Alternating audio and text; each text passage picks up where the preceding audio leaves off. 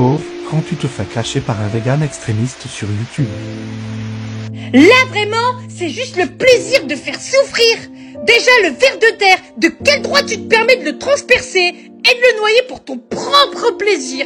Et puis quand le poisson mord, la douleur et la lutte qu'il donne jusqu'à l'épuisement, et les minutes où l'animal suffoque pour que tu prennes ta petite photo pour booster ton ego.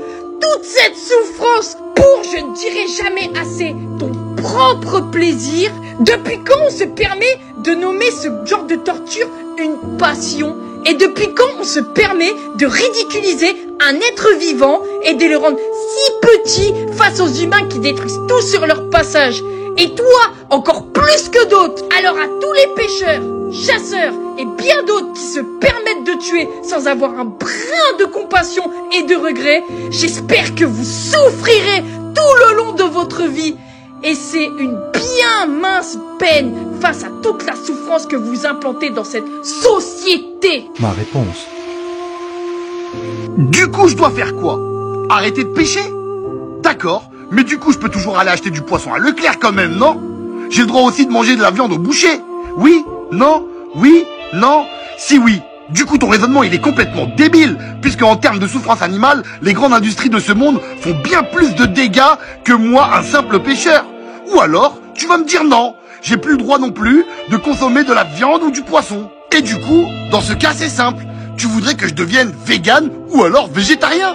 Donc tu dois contrôler ma vie. Écoute-moi bien, si toi tu as fait le choix de respecter la cause animale au point d'en devenir vegan, ok, franchement, chapeau, je respecte ton choix, je ne te juge pas. Bien que la pêche et la chasse font partie intégrante de l'évolution de l'être humain, depuis la nuit des temps, si nous n'avions pas eu la pêche et la chasse aujourd'hui, toi, tu ne serais pas assez développé pour écrire un commentaire sur une vidéo YouTube, parce que c'est pas en mangeant des plantes que l'être humain se serait développé tel qu'il l'est aujourd'hui. Et ça, tu ne peux pas le nier, c'est factuel. Du coup, pour en finir avec ton commentaire ridicule, oui, j'aime pêcher. Oui, j'aime ramener du poisson pour le manger en famille.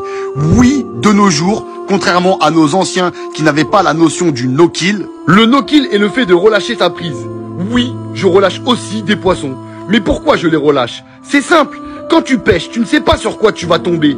Et si par malchance, le poisson est trop petit, trop jeune, si le poisson est une femelle pleine d'œufs, si c'est une espèce fragile, et pour plein d'autres raisons, bah oui, je relâche le poisson.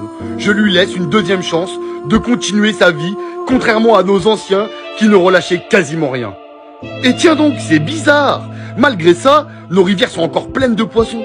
Donc au final, c'est tout à ton honneur la cause que tu défends. Et je t'encourage à continuer comme ça, de lutter contre la cause animale. Vas-y, fonce! Mais prends-en toi aux véritables problèmes, comme les grosses industries, plutôt qu'à un pauvre pêcheur qui ne fait pas un millième des dégâts sur les animaux par rapport aux industries. Et conseil d'amis, si tu veux être crédible à l'avenir, évite de parler de vers de terre, parce que là, se plaindre de la souffrance d'un ver de terre, j'espère que tu ne marches pas par terre et que tu voles comme un ange, parce que sinon tu risques d'écraser des fourmis en marchant. Allez, ciao!